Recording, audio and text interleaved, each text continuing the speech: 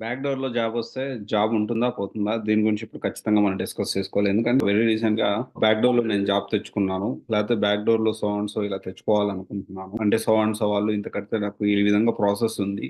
Back డోర్‌లో మనం job join అవ్వొచ్చా అని అడుగుతా ఉన్నారు. ఫస్ట్ ఆఫ్ ఆల్ అసలు బ్యాక్ డోర్‌లో అసలు ఏ విధంగా ప్రాసెస్ ఏంటి అనేది మనం ఒకసారి చూద్దాం. బ్యాక్ డోర్ ప్రాసెస్‌లో మనకి ఎలాంటి ఇంటర్వ్యూ అనేది కండక్ట్ చేయరు. అండ్ ఒకవేళ కండక్ట్ చేసినా అంటే ఇప్పుడు ఎలాంటి ఇంటర్వ్యూ కండక్ట్ చేయరు ఫస్ట్ ఆఫ్ ఆల్.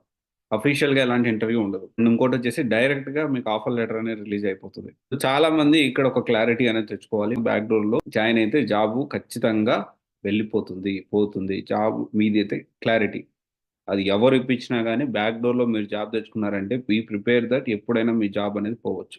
ఒక్కసారి మనము 1, 2 మంత్స్ తెలిసి తెలియక ఏదో ఎవరినో ఏదో ఒక బ్యాక్ డోర్‌లో జాబ్ ఇప్పిస్తానని 1 ఆర్ 2 మంత్స్ పీఎఫ్ క్రియేట్ అయిన తర్వాత ప్రాపర్ డాక్యుమెంట్స్ అనేవి మనం లేకుండా లీవ్ అయితే మాత్రం కంపెనీ నుంచి ఆ 1, 2 మంత్స్ పీఎఫ్‌కి సంబంధించి you are going to face lot of issues. మొత్తం మీ కెరియర్‌నే స్పాయిల్ చేసుకున్నోళ్ళవుతారు. నేను ఇంతకుముందు చెప్పా, ఎప్పుడు చెప్తున్నా, మళ్ళీ కూడా చెప్తాను.